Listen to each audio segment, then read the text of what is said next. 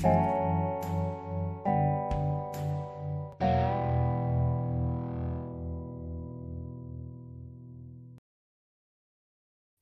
folks, welcome back. We've got a new program called Preserving America in Texas.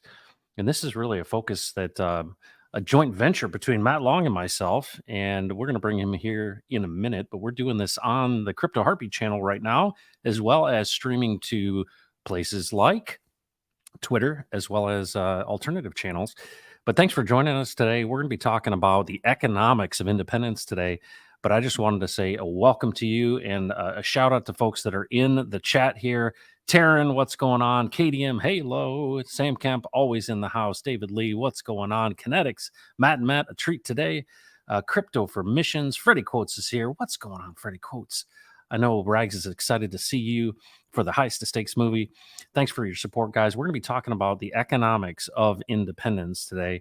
And, there's a lot of reasons that we would want to support a new economic order, a new world. And of course, decentralized finance is at the very core of all of that.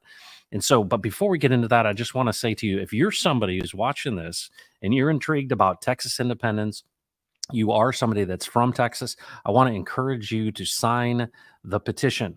This is an online petition, and this is the first time where all of the petition signatures are actually considered online. They don't have to be in paper. So you can go to tnm.me/petition or just tnm.me, and you can look for this. This is right on the homepage. But we've got 135 days left, and this is for the petition drive to get this on the ballot in the primaries for 2024. And so this is very possible. And that's the key. We need to show momentum. And so I want to, from the top, say if you have not signed the petition and you're in Texas and you're a voter in Texas, you need to be signing this petition to give this the folks in Austin and around the world the tell them what we want, right? What we demand, and that is the opportunity to vote on Texas independence. And so, folks, let's bring in my co-host today. He is the son of Chris. His name is Matt. What is going on, Matt Long? All right, man. I think What's up, man? Just completed the fastest reboot in the history of online streaming. Isn't that the truth? I appreciate that so much. We got a lot of great folks here, supporters here. It's great to see you. How you been? I've been well, man. I'm just, coming off Gen Con when we were together there. That was so great. And I feel like every morning my thoughts and prayers and visions that I'm creating for my day, and then like the years to come, are all stemming off different things that I took away from there. So it was just great, and getting to partner with you on this is just fascinating. So I'm excited to do it. Absolutely. So the whole core of this new channel, this is kind of our episode 2, and we're doing this on the crypto side. We're going to be streaming from the Preserving America in Texas channel next time. But yeah, so we kind of talk about it for all the crypto people screaming, "Get a room, you two!" We are okay. We had to get up to 100 subs so that we can stream, right? That's right. Well, we have it for next time, which is really great. So looking forward to doing that on that channel and building that channel. So I encourage you to subscribe if you're somebody who is interested in this commentary. But let's talk about this Preserving America in Texas. What does that mean to you, Matt? Sure. Well, I think you got to define what America is first, and we don't necessarily mean the land per se, but the ideals that the nation was founded on, right? And the freedoms, and that is our push, right? We're trying to preserve that, preserve the family, preserve the tradition that made this place great. And unfortunately, with the way things that are happening in the federal government and on some of the coasts, it's getting harder and harder for people to do that, for normal people to live a normal life with the intent to do good and to thrive. And so we're trying to preserve those things in Texas, because Texas is still the land of the free. It's still a battleground in my mind. It can still be saved. And so we think this is, as you would say, fertile soil, right? Yeah. The Fertile Crescent. I know you're a conspiracy guy, but I don't know if you've ever looked into the fact that potentially that Florida and the Gulf of Mexico was the Garden of Eden. Have you ever looked into that? No, I never have, Okay, man. well, You just like totally did me up one there. it is, just so you know, it is a crescent shape and it is fertile. It's one of the only fertile crescent shapes on the entire worldwide. Okay. Now, two more points I'll bring up about that. There are 28 trees named in Genesis, 27 of them are found in Florida. Wow. And what did Noah build the ark out of? Gopher wood. The only Yep. place in the world where you can find gopher wood is the Southeast United States. Wow. And Richard Hart's from Florida. So Hey, well, right. There you go. you know, there's got to be something to that. Yes. Well, that's crazy. That's a curveball I didn't expect on this one. But you know what's incredible about this? I often say, you know, where do good people go? Right? Where do good people go? And I think who are good people? These are folks in you know, in America, right? People who want to have a future that's better than the past, right? They're optimistic, they're forward thinking. And you know, you have to have a mooring, right? You have to be tied to something that's immovable. And of course, you know, one of the things that's under attack is truth. And you see that from a lot of different perspectives, you know, preserving this idea of America, which is the thing that is providing, you know, hope in a future, is really based on fundamental things. And I think one of the things that is the absolute bedrock of, you know, America is this idea of equal justice under the law. That's under attack, Matt. What are you seeing? I'm seeing that across the board. Is that such a fundamental thing that is at least two-tiered, if not more? Yeah, for sure. There's at least two tiers, right? And we're seeing all that now with, you know, the Hunter Biden stuff. And it just, you know, when you think about like the banking crisis and the housing crisis and how few people actually go to jail and feet get held to the fire for things like that, you know, it's quite obvious. And then you've got folks, well, I think about in Canada, you had pastors going to jail for holding service during COVID, Yep. you know, and you have similar things like that here where they really crack down on the people that they can crack down on, and then they don't on the people that they can't. And the reason why they can't, you know, that's another study altogether. You know, it could be a number of things. But I think the big lesson is that it's, like you said, two-tiered. There's a different set of rules for the people in charge than the people that they are in charge of. Yeah, and I think people are seeing this. It's becoming really obvious that there's a weaponization of the, you know, the justice system. And we're seeing that, of course, on display right now. But I also want to say this. I think so many people, you know, desire to push things into race, for example. And that's a big issue as it relates to Texas independence. And it's the number one thing that the opposing folks who do not are not interested in Texas independence go to first.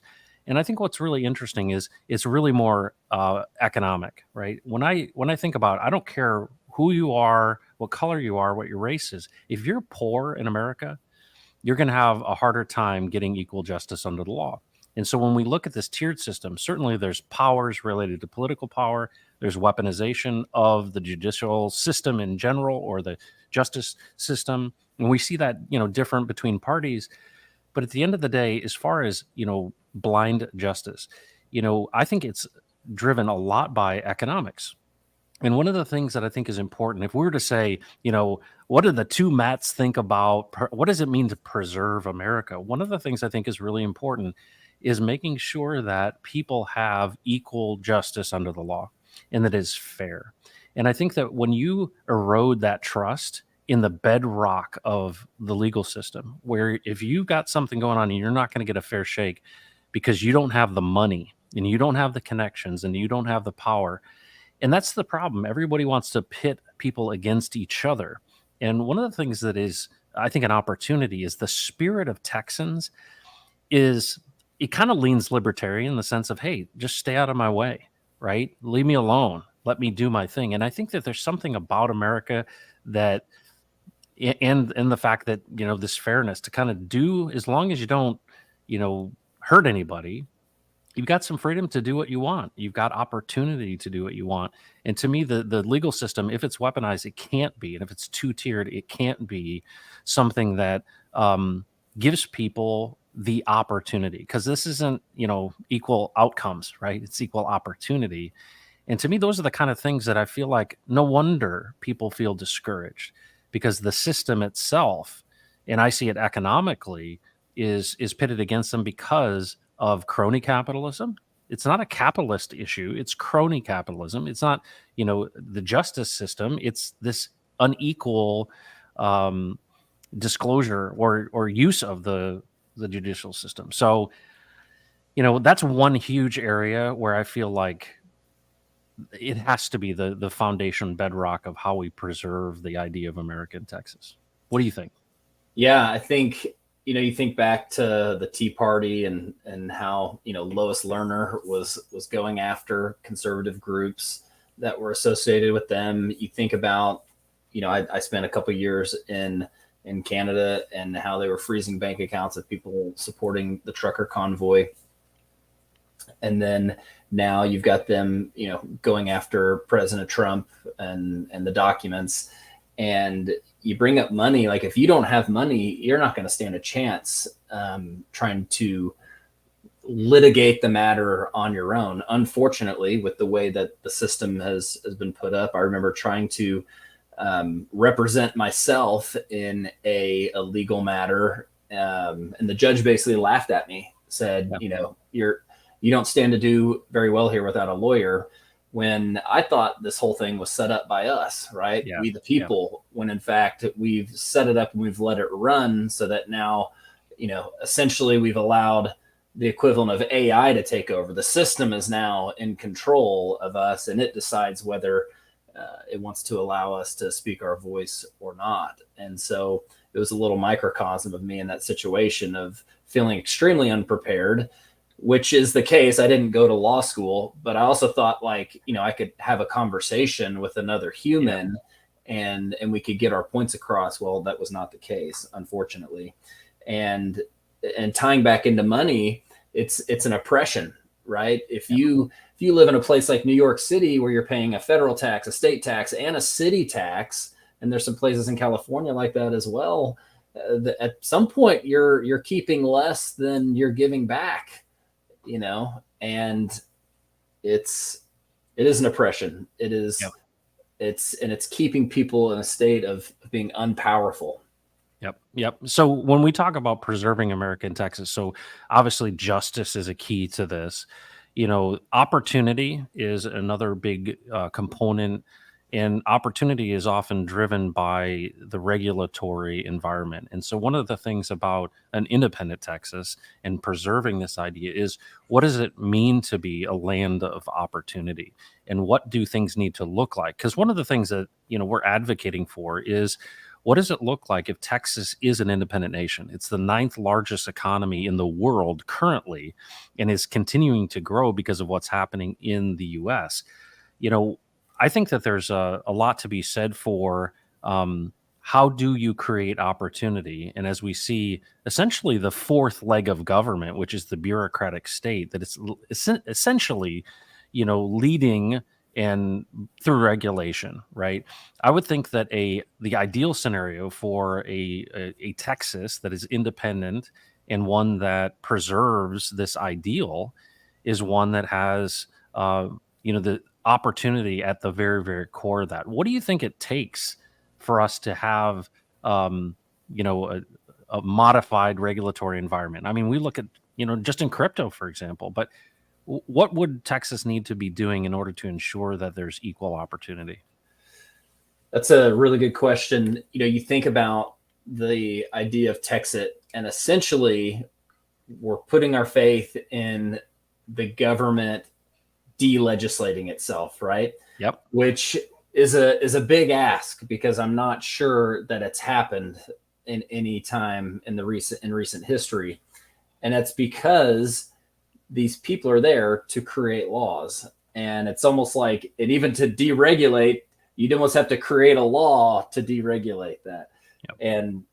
But you can see the resounding response to places like Texas and Florida that did not put up more rules during COVID, that stayed open. And as you said, it's created this migration of folks. Texas is continuing to gain on population, and California is actually dropping in population. And I do believe that in 10 years, Texas will catch California population wise. Yeah, we're just about to cross over 30 million here in Texas. We're at 29.8 right now. So yeah, it's going to happen very soon. It will happen very soon. You're exactly right. And I think due to Texas's size and its mix, which I'm sure we'll get into of different resources, it really is a land of opportunity. And the key is getting these legislators to stay out of the way. And maybe, the legislation that protects certain things, legislation that protects the use of crypto or protects the industry of oil and gas or protects, land and cattle. To me, that's worthwhile legislation. But then government tends to want to come and say, okay, well, now that we're here, we're going to say you have to do this way and this way. And that's where not only does it get harder to capitalize on these opportunities, but it also creates more bureaucracy, which is the problem. Yeah. Well, and you think about what does a reboot of a system look like? And it's funny, when you first came onto the stream, you said, "Hey, I think this is the fastest reboot I did." Well, why did you reboot? Right? Because there was lag, there were issues of, things weren't syncing up, and it's like, all right, I've got to reboot this system. One of the things I think is so exciting, because obviously empires fall, right? There is a cycle to life. There's a cycle to empires. There's a cycle to currency. These things don't last forever. And of course, traditionally what ends up happening is things get so bad that people fight wars and they take people's stuff and kill them and then rewrite the rules. What does this peaceful, separation look like? Because one of the things I think is really important, and we've talked about this, is that you're not creating some sort of political utopia. You're not creating a single uniparty, well, this is a place for Republicans or this is a place for Democrats. One of the things I think is great about rebooting a system and re-examining is that you re-examine all of these things, right? Rather than deregulating them, you're saying, hold on, this is a pause. This is a reboot. So let's look at things as it relates to our current circumstances. Because think about how the West was settled, right? They encouraged people. I mean, Texas in and of itself, or 1860 when they did the Homestead Act, they wanted to settle the West. And so they gave an airdrop of land to people and said, hey, if you're willing to tend this, you can have it. And I feel like, if we think about a reboot of a system, it means that everything needs to be on the table, and that mature leadership needs to bring all parties and stakeholders to the table. And I think a lot of people that are, looking at Texas independence and those things don't realize that actually preserving America in Texas is actually about hearing all voices, but re-examining this overgrown and gangly thing that needs to be, it needs to be trimmed back. This is a pruning kind of exercise. But that's where I see so much optimism and opportunity, is that there are fundamental things that were the American ideal. You read the Federalist Papers and you go, hold on a second, this was to ensure this kind of equality. There's been a lot of amendments and they've been needed. The question is, what would it look like if we were to form something, abolish something or form something in think the way that the founders did? What do you think is important? We talked about the economic side of things, justice, opportunity. There's a lot of things related to family, related to basic fundamentals. What are some other topics, as far as you think, are critical to discuss as it relates to preserving this ideal that makes things more fair, just, and creates opportunity for people? Yeah, well, you bring up some awesome points, like a Control-Alt-Delete of the system. Yeah. Start ending task on Task Manager on some of these things. And I think technology is a big one. We're living in a different day and age than 1836, when Texas originally became a nation. And there's a lot of things that need to be considered, like currency and the way transactions are done with crypto, because it is a superior way of doing business, and without central banks, right? Yeah. Without the middleman. And to me, that unlocks one of the largest opportunities and one of the largest buckets of money that anywhere else you go, that money is just claimed. But we could actually have the people of Texas claim that for themselves, take responsibility. Like I was talking to someone earlier, it's an education process that you have to go through. But to me, that's one of the biggest, because everything revolves around that. Yeah. And if government doesn't have to be involved in regulating transactions, to me, it means that they don't need to take a cut of it. Yep. No, So that's great. That is so yeah, great. Well, when you now I know you're a student of history. I'm always amazed when I see, this idea that, these men that could have been kings decided to give it away, right? It's a big decision when you say we're in control, we won the war, we're going to rewrite the rules, and to come away from the monarchy and to literally say, no, we're going to create this representational republic. And why has it been such a powerful idea, and why do people keep flooding here, right? Why do people want to be in this place? Is because this idea of America is unique, because it literally, in its theory, in its founding, is to empower individuals, right? To empower the individual. And I think what's incredible about the economic side of that is, if I could wave a wand, Matt, I would literally say, what would it look like if Texas were to, and it doesn't have to be the currency of Texas, but what if an independent Texas embraced decentralized finance in its purity?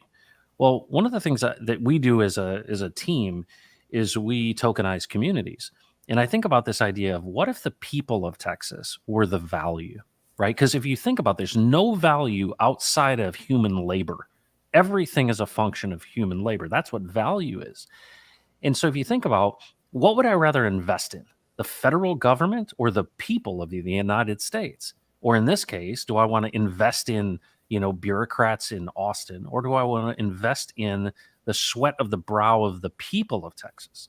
Well, when you allow that, and you said that claiming concept, is if you were to give away, right? And that's an incredible opportunity. It's like the Homestead Act. You were actually give the land away. And I don't mean physically, literally, but what I mean is having digital currency in DeFi and enable people, educate them and say, listen, you're going to have the opportunity to basically get your piece of land, so to speak, in the crypto space. And I don't mean like, some metaverse thing. What I mean is, it's proportional to what you invest. And we saw this with the sacrifice and the donation phases in crypto, is that if you understand the power of DeFi, is that if you were to give into a system and you were to invest, you're essentially saying no central bank, no digital IDs, no social credit scores. No, the people are actually the value. And if that is understood and truly decentralized by embracing DeFi, I think that that's so powerful for the people to build and retain wealth, because it's based on your, essentially, your engagement and your interest in investing. Now, people that have bigger money get bigger pieces, but it's proportional to your investment. But you have the same opportunity as anyone else in the state of Texas, or in whatever community that's doing this. I look at that and I go, this could be revolutionary, on par with giving away the authority to the people in early America. yeah, I think about, we talked before about, I wanted to go around and start buying digital dirt, Yeah. and like a landman. And to me, the point is people. Like, that is the point. Like, Richard Hart put out a tweet a while back saying, like, the government doesn't actually exist. Like, the noun the government is actually people that are enforcing agendas and things like that.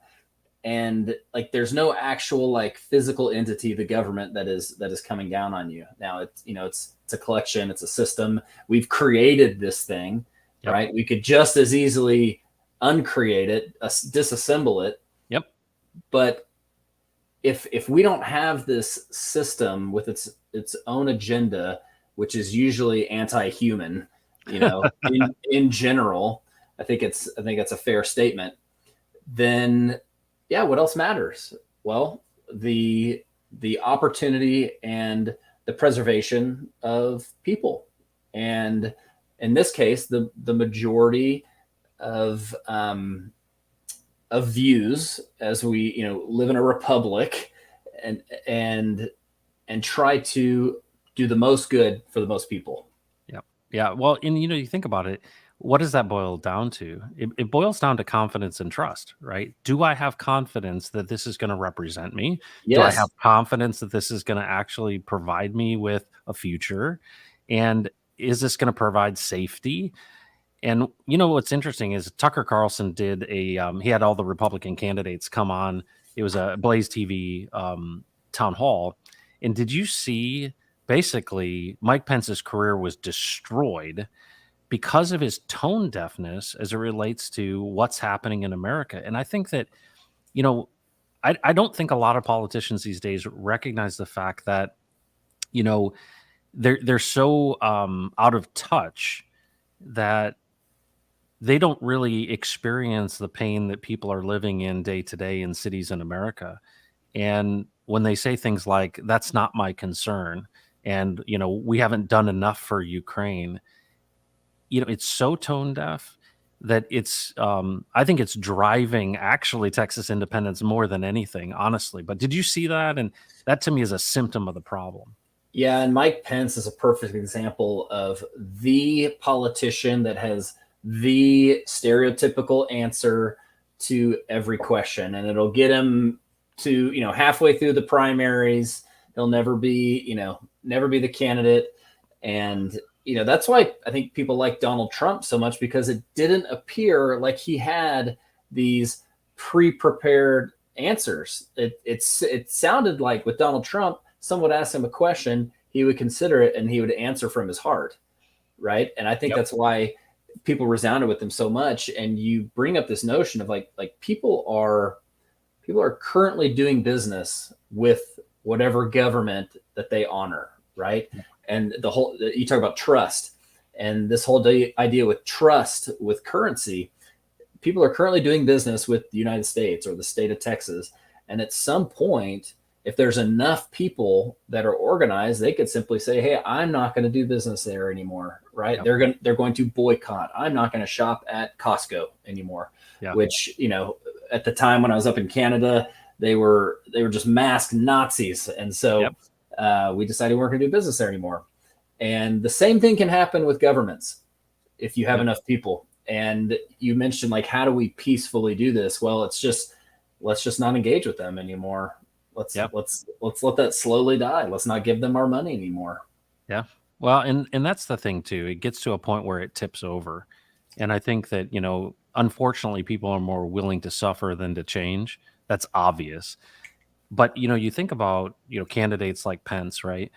There's something refreshing, even though, policy wise, I don't see eye to eye with Robert F. Kennedy Jr. Is what I see though is somebody that's actually, you can tell, is thoughtfully thinking about these things. And there's something about that's translated when somebody seems reasonable.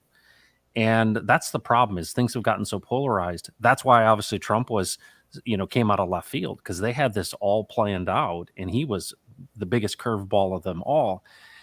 I feel like, what is this next? What's this next phase? What does this 2024 look like? What does this next election cycle look like? Because, we've had, these kind of third party type of candidates. People have been against the grain. I think of Ross Perot, for example.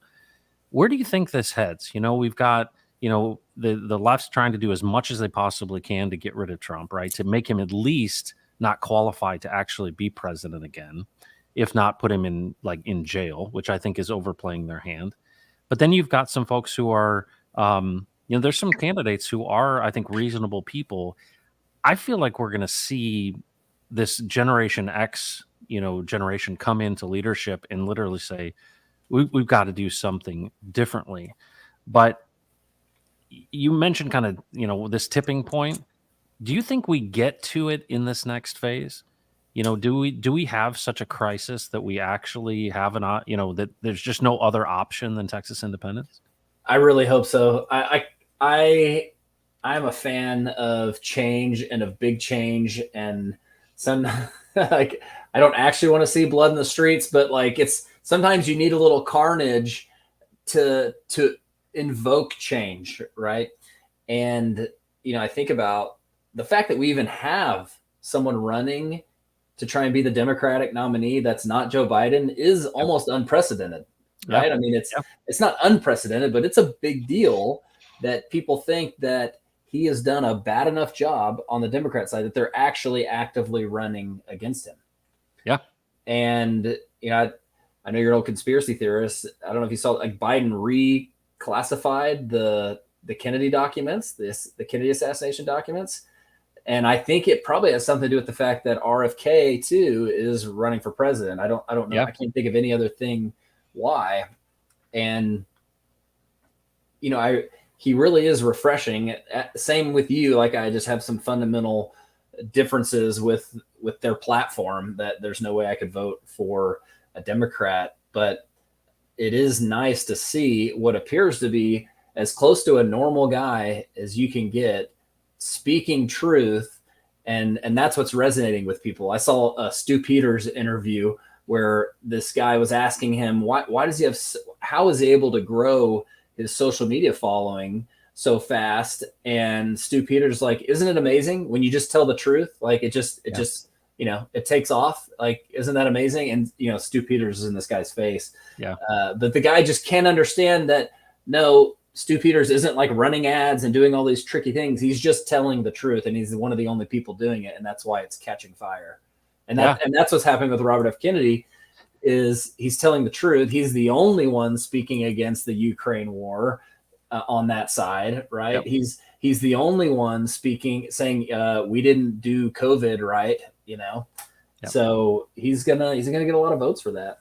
Yeah, absolutely. Well, it's this idea of being, having a sensitivity to, um, the tempo and the tone of the people, right? And I think right now, I saw that town hall that Trump did, and they were trying to press him on who should win this war, right? Ukraine or Russia. And he says, I just want to see people stop dying. Yeah. And what's interesting is when you say something like that, whether you're a Trump fan or not, I think that resonates with most normal people. Is you think about, I was watching Redacted yesterday, and they were talking. They had a former inspector, one of the military guys who was formerly in leadership, talking about how not only are we sending, or Ukraine is sending these untrained men literally into a meat grinder. They're not trained, they don't have the equipment, and then besides that, you've got, I guess, the Gulf War is the kind of the last big war that we had. They said in that whole campaign we used about 85,000 rounds of ammunition of various types. They're saying that Ukraine is using 85,000 munitions every week. Wow. And what's happened is, whatever it may be, the Stinger missiles or the javelins and all that, the military's responsibility is to look at all potential contingency plans. And what happens if China goes into Taiwan? What happens if we have other things happen in the Balkans? What do we do? And they're basically saying it's years before we replenish these stockpiles. We've given all of this away. And I think it's really interesting is that, here people are arguing about pronouns here, and the people across the world are arming up and preparing for these things. And we look so silly. And the challenge with all of this is, it's, I have a feeling that it's going to be a really significant crisis, unfortunately, than just some political idea catches fire, right? Oh yeah, we just, Texas independence just sounds like a good idea. It's like, I don't know that people will act unless there is extreme, like there's no other option. And I think that no other option's coming.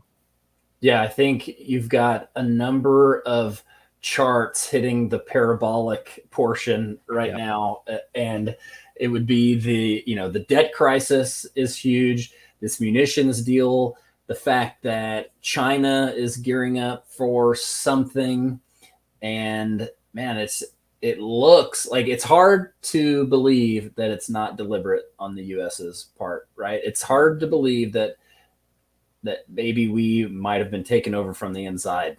Yeah. I don't know if you saw this yesterday. Rags is putting this up here in the chat that RFK basically said, hey, we should pair USD and back it by Bitcoin.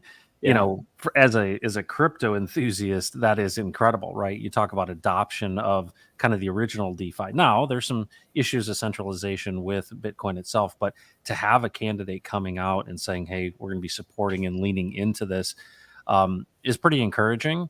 But that's where I look at, you know, leadership is so important. And this future that we have, you know, I just don't know that we're gonna, you know, last time we had a situation like this was the Carter years, and then Reagan came, right? You know, I think a lot of people that are just, well, maybe things will get better, are hoping that this Reagan character comes and it's morning in America again. But unfortunately, I feel like the damage has been done. And the question is, you know, is that really why we're even doing this podcast? Is preserving American Texas? Can we preserve and ensure that kind of fairness and equality for all people in a place that isn't living in like freaking clown world? Yeah, we are in a clown world, man. And I think part of it is that it seems like all the major world leaders have some sort of association with the World Economic Forum and the agenda there. And so you see these things come up over and over and over again, just in different places. And I think about, you talk about the morning, I think about the end of the last Matrix movie, or maybe not the last one, but the third one, where, you know, the sun starts to rise. They're in a new world after the final war. And, you know, something like that would be amazing. There'd be a lot of hard work left to do, but you can't, you know, as a Christian, it's nice to be like, dude, when is Jesus coming back? Because it's got to be soon. But if we're to tend this place for another few hundred years or even 1,000, well, man, we've got some work to do. Otherwise, we may be making him come back soon. Yeah. Well, and you know, one of the things you saw, you got to meet Steve Staggs at the Gen Con Generosity Conference. And one of the things that's been really intriguing in the way he's kind of encouraged me is that, you know, even when it comes to the government, you know, one of the things that we have that's unique to us as created beings is that we have authority. And a lot of people think that they get their rights from the state, right? That, well, you can't do that because the governor, you can't do that because of the president, you can't do that because of the law. And what I think a lot of people don't realize, and I think it's really important to note, is that government gets its authority from us. We actually give it authority. And it gets to a point where it gets so heavy-handed that we have to say, no, this is our authority we gave to you in the first place. And that's why Article 1, Section 2 of the Texas Constitution says that all political power is inherent in the people, right? And I think what's great about kind of the founding and early documents of America is that these things were self-evident, right? That all men were created equal. Well, what is self-evident? Well, that you've been given these inalienable rights that don't have to be enumerated because they're obvious, they're self-evident. And that this whole idea of why would we create a government? Why would we create these things? Well, there's safety, there's security, there's opportunity, there's freedom. There are these fundamental things. If we can ensure them, it puts people on an even footing.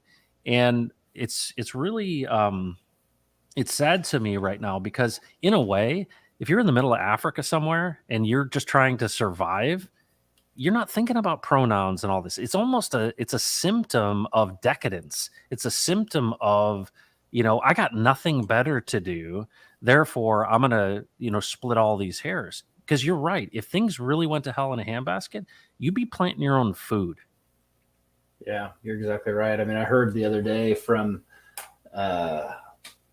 Pastor Greg Locke that demons were the only ones in the Bible that really cared about their pronouns that much. You know, Steve, first of all, Steve is just awesome. Like, what a wealth of knowledge, and just honored to know him and to be able to walk around and pick up the breadcrumbs that fall up, you know, fall as he walks and eats. But Genesis 1:26, where it gives gives man dominion over the whole earth. It gives him dominion over everything except other men. It does not mention that. And just like in my talk there, if other men are trying to take dominion over us, then it's our responsibility. It's our biblical responsibility to defend that. And we don't have to feel bad about that. We don't have to feel guilty about that. And you talk about it being self-evident or obvious. Well, maybe it's not that obvious anymore because we've lived in such a clown world for so long. We've had children raised in a clown world. They don't understand that their worth comes from somewhere else other than social media and what caste they're born into. Yeah. So that will be a struggle of education of, no, you are actually worth something, and God actually has a plan for your life. I met with a guy the other day that said his life changed when he heard the verse in the Bible that God has big plans for him. Yeah. And up until that point, he was very depressed. He wasn't really sure where to go with life. And it just kind of like it gave him some ease, like, oh, I'm supposed to be here. Yeah. I don't need to take extreme measures on my own. And it's educating people about that, I think, and giving them a place where that's not under attack, because it is under attack worldwide. And I do believe Texas could be a place where people could come just to, if not to have 15 minutes of rest before, they start to build whatever they're going to build for the good of mankind. Well, and I think that one of the things that so many that are opposed to Texas independence, or people just going their own way in general, is you think about what are these fundamental things. If you and I are kicking around, what would it look like if Texas were independent, or if we were to reset or reboot the system in the same principles as early America. And I think you think about religious liberty, you think about the family, you think about these things. You make a really good point that those that are trying to destabilize America have been doing it for quite some time. And if you even go back to kind of the 60s and you look at, post-war, and you look at what has kind of come into America and what has kind of, happened since then, is people have been kind of given over to their decadence, right? Given over to their desires. And I think what it's created is those that want to control, and you see this with the World Economic Forum, you see this with globalists in general, is they say, you are the masses. You're not independent individual people that were created by God for a purpose. You're just the descendant of a monkey. You're just an animal that is, over billions of years just happened to be, Matt in Texas. And, when you work from that premise, you literally, you don't value human life. And of course, what do we see that comes out of that? And so one of the things I think is important is that, the go-to criticism is that, oh yeah, you just want to create some white Republican Christian nation.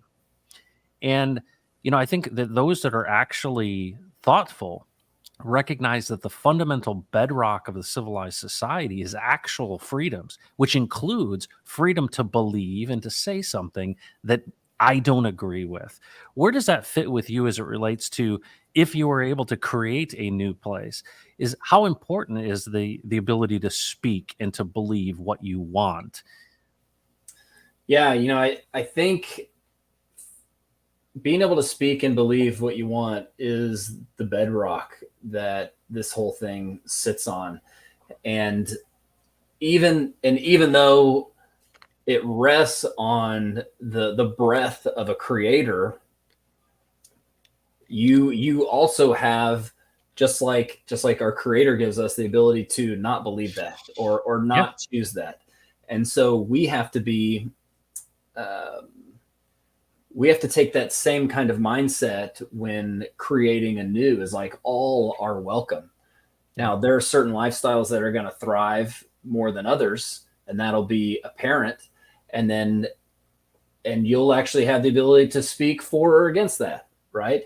And not be held silent on things like that. I think you talked about the strange dichotomy of Richard Dawkins and the pale blue dot, right? That we are just this tiny thing in the nothingness of space. And I think that's a big lie, to make people feel insignificant and unpowerful, and not believe that the biblical verse that God has you here for a purpose, combined with kind of the opposite of like really injecting selfishness into people in this day and age. So, which if one of them, if it was only one thing, then you should theoretically have no selfish people, because it's all about the collective group. And so you have this strange disease of making people not feel worthy in a group sense, but then individually making them very selfish, aka unwilling to do unselfish acts like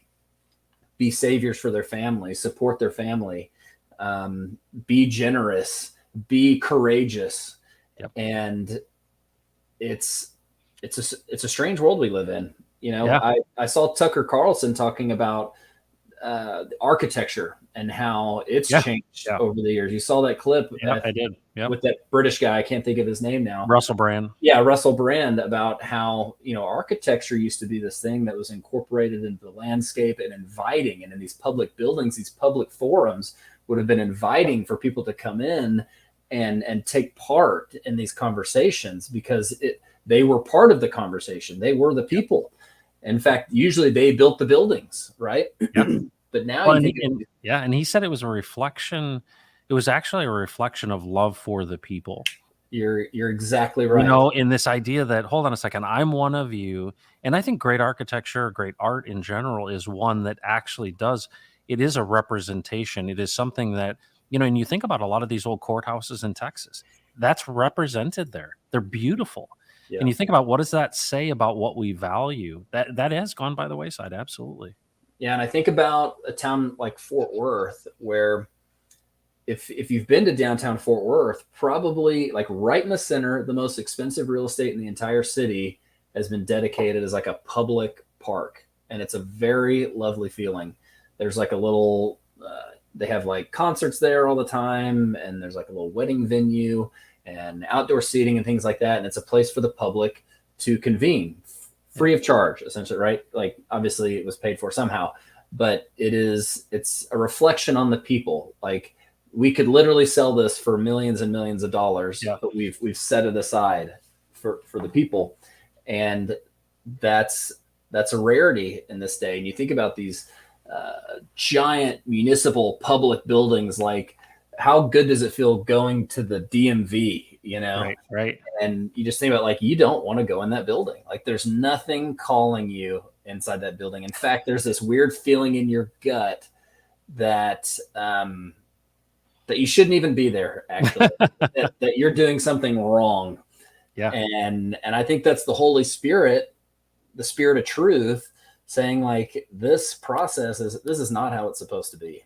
Yeah. Well, in ordering things based on the natural order, right? You think about, how do you order your life? And you look around. You sent me that corn cob picture, which I thought was absolutely awesome. This idea that, when I look around at creation, I see abundance. And when I look around at what man is creating is scarce, and it is, it is selfish. And, one of the things that Barry Goldwater wrote in Conscience of a Conservative is, he said, if a man is ruled from within, he does not need to be ruled from without, meaning the state. Mm-hmm. And that in and of itself is such a powerful idea, is to say that, what is it that is your moral compass, and what is that based upon? And you think about, I think so many times people that are legislators or people in government think that, well, we can just create utopia by twisting these dials of social engineering. And we're seeing that with globalists and such. We know what's best, and we'll turn the knobs, and we'll give us more money and more time, and we'll make it happen. And I think what makes America so unique in this idea of preserving it in Texas is that, no, you have that value within you because you were created, right? You're a created being with certain rights. And, I think that's one of the things that we've gotten away from, is that faith in and of itself, and not specifically a flavor of Christianity, but this idea of having a mooring, right? There is a distance too far, right? And what I'm seeing in American politics on both sides is people willing to compromise those principles and to go too far. And to have sensible, thoughtful people and creating structures that are limited, because in a way, that's the biggest problem. It's gotten out of control. It's gotten too big. And, I think people can be trusted to make their own decisions. You have to have rules, you have to have safety, you have to have, infrastructure, you have to have basic things to create this, land of opportunity, happiness, freedom, those type of things. But I feel like there's a group of people who won't leave well enough alone, and they think, well, I've got to create something else, I've got to twist these dials because utopia is possible. And that's the problem here, in my opinion, is that's why we need to reboot this system. Now, I wanted to shift gears on you for one thing. You're a man with a lot of kids, and I think the family is something that you really, really value. How important is it when it comes to a state and kind of the rules around that protecting, marriage and the family? How does that fit in for you? What are your perspectives there in this new place, let's say, that preserves America? How important is that? Yeah, it's enormous. And I think there's, like I said earlier, there's a difference between presenting new legislation as opposed to presenting legislation that protects things. And for me, the world is getting harder and harder to do things with big families. And whether it be travel, whether it be, travel's a big one. And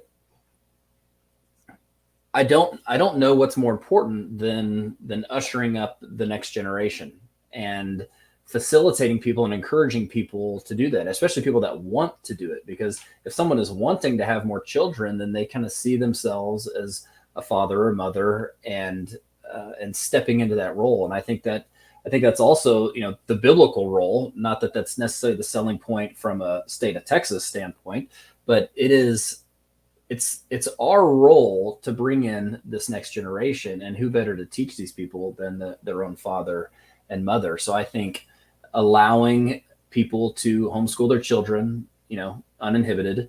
I think allowing people to have freedom of worship so that they can bring the children up in their tradition, whatever that be. And I think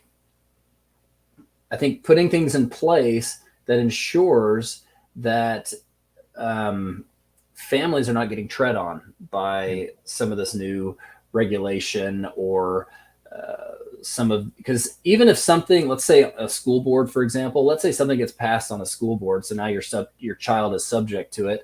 I still think there should be things that should override those, even if they're put in place in your area, because someone is not necessarily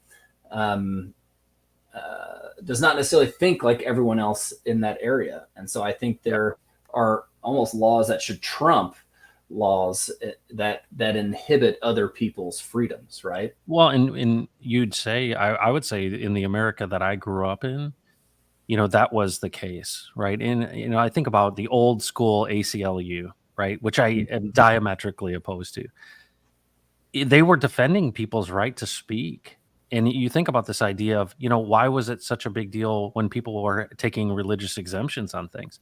And one of the things that's been somewhat encouraging is some of these cases within the Supreme Court, and people have just all been out of shape. And, it's really interesting that the playbook actually looks a lot like Marxism, right? This idea of we're going to regulate, we're going to censor these things, and we're going to tell you what to think, this ministry of truth, if you will, kind of an Orwellian type of world that we're coming into.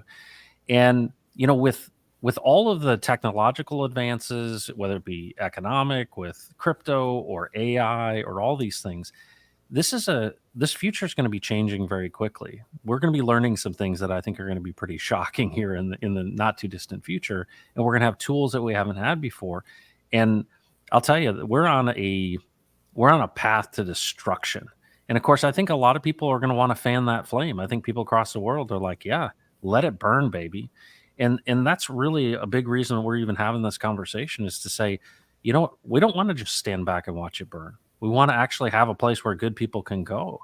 And to me, that's why Texas independence is so important. And I want to encourage folks, if you didn't catch it at the beginning, if you're somebody that's in Texas, there is a ballot measure. You can actually sign the petition to get on the actual ballot. And this is all online now with the Texas Nationalist Movement. You can go to tnm.me/petition and sign the petition. This is what will put it on the primary ballots in 2024. So I want to encourage you, if you haven't done that, that's incredible opportunity for you. And Taryn writes something here that I think is really important fundamentally, Matt, and that is, if some man is allowing you freedoms, you're not free. And that is so true. If in fact we create this and it is under our authority that it's created, he's absolutely right. You can't. You're not free if somebody's allowing you freedom. It's a fundamental thing. Right. Yeah, exactly. And that actually, I want to go back a little bit into the big family thing, because it ties in with the Israelites and the slavery that they were under.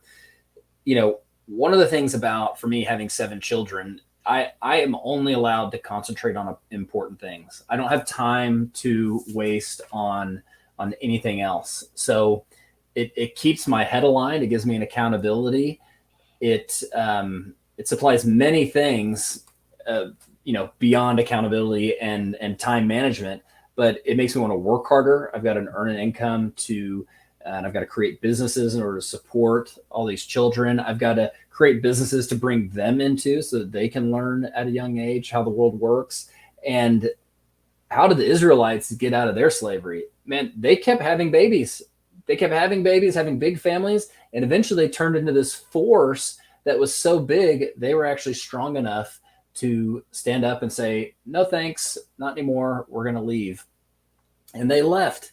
And so, my wife and I make the joke all the time of like, you can't convert everyone, so you might as well birth some new ones. Well, if that's the case, if you want more people in the future to share your views or your worldview, well, then birth them and teach them. And that is how you change it. Well, there you go. There's a direct advertisement for procreation. And there you go. And it's fun anyways. Yeah. Now, my understanding is there's networks of large families. Is that right?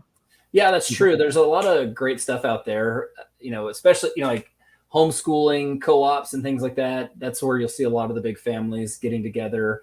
There's a great group out of Nashville called Above Rubies. It's run by a lady named Nancy Campbell, older lady who's been doing it for a long time. She does a lot of really great stuff for women, so mothers of large families, and they have a few like camp outs throughout the year. I say camp out, I mean, like get-togethers, conferences, and those are a lot of fun because you go meet other families. We go there with 7 kids, and we meet these families with like 14. Really? And we feel like we're not even, we're not. What do you have any plans, or just as many as God gives you?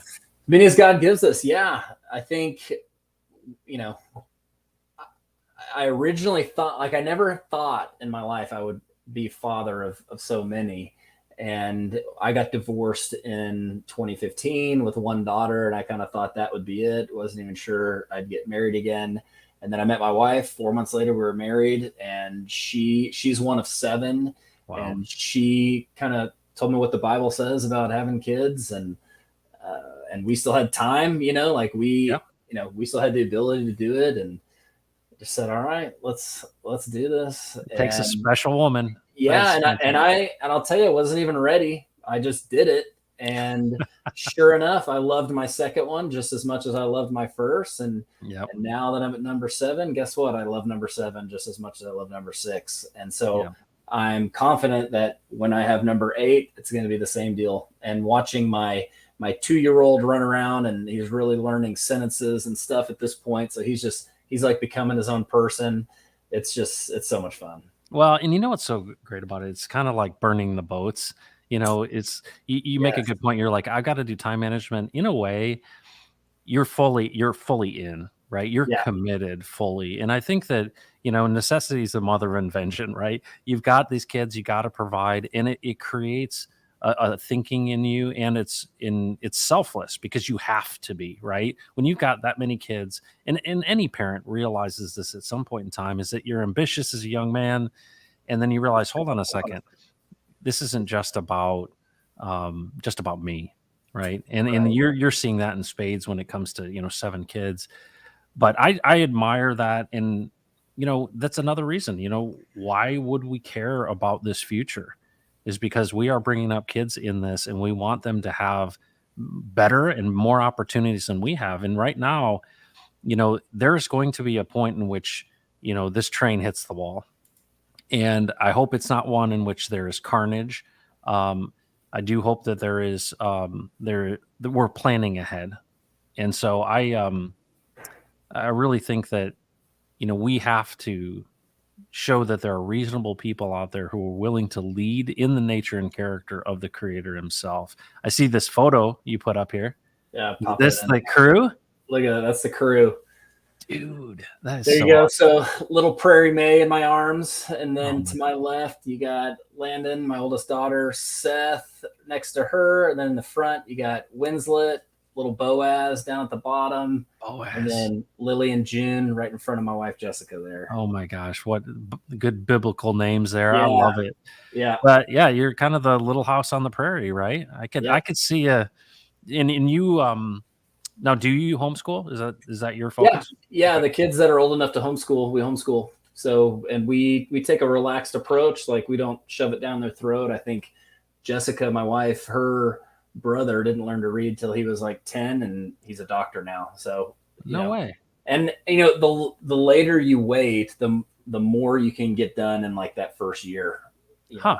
Obviously, we do stuff with them, but we don't. Some of our girls, for example, are much better readers than our boys. Yeah. They take to it a little quicker, and so the nice thing about homeschooling is you can kind of push them in direction without having to crush their spirit so much Yeah. as if they went to school. So Well, and it's customized for them, and I mean that makes a whole lot of sense, right? yeah, Yeah, my girls were much more willing to be diligent and quiet, and right, the right. boys are nuts. Yeah, so I can totally relate to that.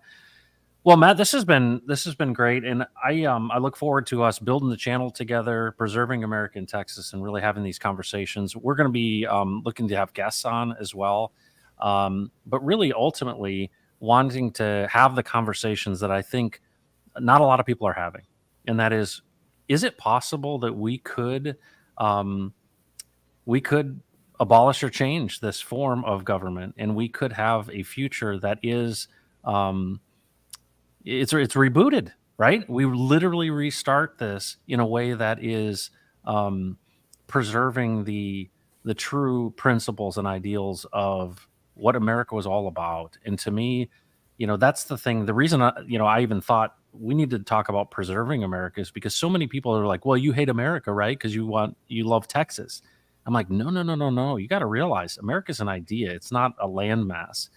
And the people that are out there, they talked about them being the silent majority. There's a group of people, they're just too busy. It's like you. It's like, I'm busy. I'm working. I'm creating value. I don't have time to worry about my pronouns and, all of this political stuff. I got to get to work. And I think that there's a lot of people out there that are like, hey, if you leave me alone and give me some time and stay out of my business, I can create value and be a good, productive citizen. And the problem is it's encroaching like I've never seen before. My dad warned me about this, honestly. Mm-hmm. Yeah. Like you said, clown world, right? Like we are approaching potentially the end of the age. So get ready. Here we go. Well, and there is a pathway, and I think that that's why I admire what the folks at the TNM are doing. Is they're saying, hey, there is a political means that is peaceful by which we can, as a people, say what we believe. And I think that what's amazing to me is that most people don't realize that in the most recent poll, 66% of likely voters in Texas said that they would vote for Texas independence. Dude, it was like polling in the single digits, 10 years ago. Mm-hmm. And to think that 66%, I think it was like 89% of folks on the Republican platform, they passed 2 planks as it relates to Texas independence. And of course, what do we see? Drunkard Dave Phelan keeping people from having, even things getting into committee. And so I feel like even though it's not, it doesn't happen overnight, we got to get better candidates. We've got to get people who are actually listening to the people. What are your plans in the future for, for being involved? Like, what do you recommend to people? Yeah, I think people need to run for office, and I think I'm fully willing to run for office and highly considering it for the next time around. I think people need to help with the education of it. People need to have the conversations, even if it's just in your living room with another group of folks. That's going to be the fastest way this thing will spread, is if we're not shy. We don't shy away from talking about it, because as you've said before, we speak things into existence, just like God did. And it helps to combat the enemy, because the enemy would not want this to happen, and the enemy is going to speak against it. So we might as well speak for it. And so having those conversations, putting out content, sharing content of the people that are creating it, I think that's how you get it started. And then really backing these groups like the TNM and these other groups that are really pushing for it. Yep. One of the things I've thought, and this is just a harebrained idea, and I want to get your response to this before we sign off. You remember when Rick Perry was the governor here in Texas? I do. He was really pushing back on the federal government, and he's one of the people that articulated, "Hey, if you go too far, we're gonna separate." I mean, he was probably the most articulate in promoting, Texas. And to me, he was energy secretary, and of course, he's been gone for a while. But I look at folks like him, and I go, "Where are they? Where are these people who understand this conceptually, have influence?" And where are they? Right? It's not going to come from the Bush family, right? Right. But it's going to be coming from people like, and that's the kind of thing I really look forward to, a time when there's some people who have an ability to give permission, right? So if a guy like Rick Perry, not everybody's a fan of him, but if somebody like him were to say, "Hey, this isn't about, armed revolt. This is about the people of Texas standing up and demanding a vote for independence. And we should honor the will of the people. We've defended people across the world in their independence movements. We have, what are we doing in Ukraine? We say we're defending democracy. Well, what is democracy if not self-governance?" And it's like, you're willing to give everything to them, but you're not willing to listen to the people that are right next door. Yeah. And so leadership, I think, is really important. Yeah, and I think that's what's exciting about potentially this next bull run, is kind of a changing of the guard of the people that have influence in this country and in this state.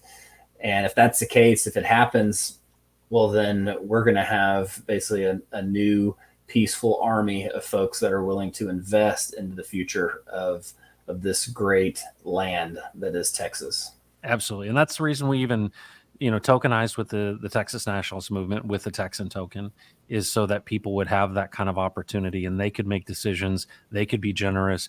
They could be politically active, and they'd have resources. It's decentralizing the economic power of the people, in my opinion, is where it's at.